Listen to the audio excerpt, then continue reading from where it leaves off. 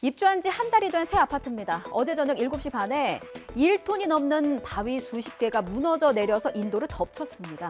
폭우 때문입니다. 놀란 주민들은 집 밖으로 뛰쳐나왔고요. 퇴근 시간대였지만 다행히도 다친 사람이 없다. 천만다행이다. 가슴을 쓸어내렸습니다. 자, 그런데요. 생각해보니까 좀 이상합니다. 이제 장마 시작이죠. 그런데 이 정도 비에 1톤짜리 석벽이 와르르 무너져 내렸다. 신축인데. 자, 지금까지 내린 비의 양보다 앞으로 내릴 비의 양이 더 많을 거라는 예보가 나온 터라서 주민들은 불안하기만 합니다. 시공사 측의 답변까지 함께 들어볼게요. 김태민 기자입니다. 붕괴 사고 현장입니다. 이렇게 거대한 석벽 구조물이 인도 위로 위태롭게 쏟아져 내렸고 난간은 모두 힘없이 휘어졌습니다. 흙벽은 그대로 쏟아질 듯 위험하게 경사면이 모두 노출된 상태입니다. 애들이랑 그다음에 엄마들이 엄청 많이 다니거든요. 아마 아침에 무너졌으면 진짜 애들 많이 다쳤을 수도 있어요. 진짜 아찔하죠. 생각만 해도. 시공사 측은 며칠 사이 내린 비로 흙이 쓸려 내려가 사고가 난 것으로 보인다며 아파트 건물 안전에는 문제가 없다고 해명했습니다. 내린 폭우로 인해서 집중호우가 내린 것만큼 계산하지 못해서 배수시설의 용량이 좀 부족해서 일어난 것 같고요. 그리고 설계상에 문제가 있는 건 아니에요? 비 이 정도 와가지고 무너지면 최대한 안전하게 하겠습니다. 경찰과 지자체, 시공사 측은 현장 주변 통행을 막고 사고 현장에는 방수천을 덮어 임시 안전 조치를 마쳤습니다. 하지만 앞으로 더 많은 비가 예보된 상황에서 주민들의 불안은 커지고 있습니다. 숲길 옆을 지나가야 되는데 이게 뭐 언제 무너질지 모르는 상황이니까 그게 불안한 거죠. 아이들 등굣길이었으면 어쩔 뻔했나. 저도 뉴스를 전하면서 가슴을 함께 쓸어내립니다. 전해드렸듯이 앞으로도 많은 비가 예보됐습니다. 이미 파주와 연천 지역에는 예비 호우주의보가 내려진 상태고요. 서울을 포함해서 수도권의 대부분 지역에는 강풍주의보도 발효됐습니다. 비바람 주의하셔야겠습니다. 이렇게 내리는 비에 중부지방을 중심으로 댐과 교량의 수위도 조금씩 오르고 있는데요. 수위는 순식간에 오를 수가 있습니다. 근처에서 캠핑이나 낚시하시는 분들, 또 저지대에 계신 분들도 각별히 주의하셔야 합니다. 현장 상황 어떤지 한번 살펴볼게요. 황윤태 기자. 네, 경기 연천군 군남댐에 나와 있습니다. 예, 지금 바람도 많이 불고 있는 것 같은데 그곳 상황은 어떻습니까? 네, 이곳 군남댐 인근에는 초속 9m 정도의 아주 강한 바람이 불고 있습니다. 자동차가 시속 40km 정도로 달릴 때 창밖에 얼굴을 내밀며 느낄 수 있을 정도의 풍속인데요. 동시에 비가 짧은 시간 동안 내리고 그치기를 반복하고 있습니다. 경기도 연천과 파주 지역에는 예비호우주의보가, 서울 전 지역과 수도권 대부분 지역에는 강풍주의보가 발령된 상태입니다. 비가 조금씩 내리면서 댐과 교량 수위도 어젯밤보다 조금씩 오르고 있는데요. 제 뒤로 보이는 군남댐 수위는 계획 홍수위인 40m에 도달하지는 않지만 어젯밤 9시보다는 0.5m 정도 오른 26.7m를 기록하고 있습니다. 군남댐은 현재 초속 1,000제곱미터 정도의 물을 방류하면서 수위를 유지하고 있습니다. 임진강 하류 쪽에는 눈에 띄게 수위가 올랐습니다. 북한 쪽 임진강에서 흘러온 물이 지나는 필승교 수위는 아침 7시 기준 2m에 육박하고 있습니다. 전날 밤 9시와 대비해서는 50cm 넘게 오른 수치입니다. 임진강 하류 지역에 있는 파주 비룡대교 수위도 비슷한 수준인 2.5m 정도입니다. 집중호우 기간이 본격적으로 시작됐지만 정부는 아직 올해 내린 비의 양이 예년보다는 부족했기 때문에 대규모의 댐 방류는 필요하지 않다고 보고 있습니다.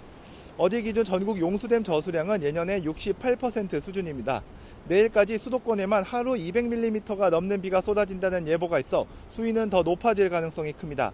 연천군은 어제부터 필승교 수위가 1m를 넘어서자 주의당부 문자 메시지를 보내기도 했습니다. 기상당국은 북한 황해도 부근에 많은 비가 내린 영향으로 임진강과 한탄강 수위가 빠르게 높아질 수 있다면서 캠핑장과 피서지 야영객들에게 사고와 비 피해가 없도록 각별히 유의하라고 당부했습니다. 인근 어민들도 어선 유실 등 사고에 대비할 필요가 있겠습니다. 지금까지 경기 연천군 군남댐에서 YTN 황윤태입니다. 댐의 수위도 오르고 전기요금도 오릅니다. 한국전력이 3분기 연료비 조정 단가를 킬로와트 시당 5원을 올리기로 했죠. 다음 달부터 오른 전기요금 고지서를 받게 되는데요. 킬로와트시당 5원이면 월 평균 307킬로와트시를 사용하는 4인 가구를 기준으로 한 달에 1,500원 정도가 오른다고 합니다. 자, 이 정도 사용하는 아파트 가구 현재 전기요금이 한 48,000원 정도인데 전기요금이 오르게 되면 한 달에 한 5만 원 정도를 내게 되는 거죠. 만약 고지서를 봤을 때 우리 집 전기 사용량이 다른 집보다 좀 더 많은 경향이 있더라라고 하신다면 이 금액보다는 조금 더 오른다고 보시면 됩니다. 자, 게다가 누진제도 있습니다. 현재 9만 1,000원 정도가 나오신다면 생각보다 전기요금이 더 오를 수가 있으니까요. 올여름 전기 사용에 조금 더 주의를 기울여야겠습니다. 자, 도시가스 요금도 오릅니다. LNG 수입 단가에 연동해서 가격이 산정되는데 유가 올랐죠? LNG 가격도 같이 올라서 그렇습니다. 얼마나 오를까 간단히 좀 계산을 해봤습니다. 서울시 기준으로요. 가구당 평균 가스 요금은 월 2,220원 정도가 오른다고 합니다. 자, 상승률을 그래프로 살펴보시겠습니다. 전기와 가스, 수도 요금은 지난해 말에만 해도 1%대 상승에 그쳤거든요. 이렇게 서서히 오르기 시작하더니 올해 4월에 급격하게 올랐고 지난달에는 역대 최고치인 9.6%의 상승률을 보였습니다. 자, 이렇게 최후의 보루, 전기와 가스 요금 너마저 오르면서 안 그래도 뛰는 물가에 기름을 붓는 격이 됐습니다. 물가 상승률을 보면요. 4월에는 4%대, 5월에는 5%대였거든요. 이제 6%대 전망도 나오고 있습니다. 이렇게 앞자리 숫자가 급격하게 바뀐 배경에는 전기와 가스 요금 상승의 영향이 컸다. 이런 분석이 있었습니다. 여기서 또 더 오른다고 하니까 물가 더 오르겠네? 이런 심리를 좀 자극하게 되고 그럼 또 진짜로 물가가 오르고 이 같은 악순환을 우려하는 목소리가 나오고 있습니다. 권남기 기자가 자세히 설명해 드릴게요.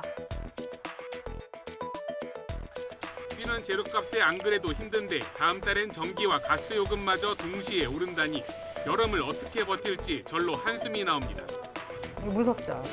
에어컨 안 틀 수도 없고 우리는 또 끓이는 거기 때문에 틀어놔 많아야 그래도 무늬만이라도 틀어야 되는데 어떻게 무섭지 전기요금은. 이번 전기와 가스 요금 인상으로 물가는 더 치솟게 생겼습니다. 4월과 비교해 봤을 때 축산물과 전기, 수도, 가스의 상승폭이 확대되어 더욱 오른 측면이 있습니다. 향후에도 이러한 요인들은 물가를 더욱 자극시킬 가능성이 있습니다. 먹거리부터 주유소, 기름값까지 고물가로 신음하던 와중에 이번 여름 맹렬한 무더위가 예보된 터라 피부로 느끼는 전기료 인상폭은 더욱 클 수밖에 없기 때문입니다. 체감 물가가 오르니 물가가 더 뛸 거란 기대 심리도 덩달아 커지게 되고 이에 따라 월급과 물건값이 더 오르면 다시 기대 인플레이션이 자극받는 악순환이 반복될 수도 있습니다. 물가 상승 압력이 장기화될 가능성이 우려되는 상황에서 인플레이션 기대 심리를 적절하게 제어하지 않을 경우 고물가 상황이 고착될 수 있습니다. 농협에서 횡령 사고가 또 터졌습니다. 앞서 경기 광주시 지역 농협에서 직원이 40억 원대 회사 돈을 횡령했다. YTN이 단독으로 보도해드렸는데요. 이번 횡령은요. 파주 지역 농협입니다. 이번 달에만 벌써 9번째입니다. 30대 직원이 5년에 걸쳐서 70억 원이나 빼돌렸는데요. 이 돈으로 코인 사고, 외제차 사고, 명품까지 샀습니다. 어떻게 5년 동안 아무도 몰랐지 싶으시죠? 해당 직원이 맡은 업무의 특수성 때문입니다. 고양이에게 생선을 맡긴 거죠. 강민경 기자가 단독으로 보도합니다. 인삼 등 농산물과 자재 관리를 담당한 A씨가 횡령한 금액은 농협 추산으로 최대 70억 원. 회계장부를 작성하며 매입 재고 재산을 실제보다 수십 배 부풀린 후 회사에서 구매 금액을 받아 차명 계좌로 빼돌린 걸로 확인됐습니다. 외상 거래가 흔한 농산물 시장의 상황을 이용해 회계장부와 재고를 꾸며온 터라 알아채기 쉽지 않았다는 게 농협 측의 설명입니다. 직원분께서는 업무에서 배제가 되신 상황인가요? 네. 경찰 조사 결과 A씨는 횡령 금액의 대부분을 코인 투자로 탕진하거나 외제차 등 사치품을 사는 데 쓴 걸로 밝혀졌습니다.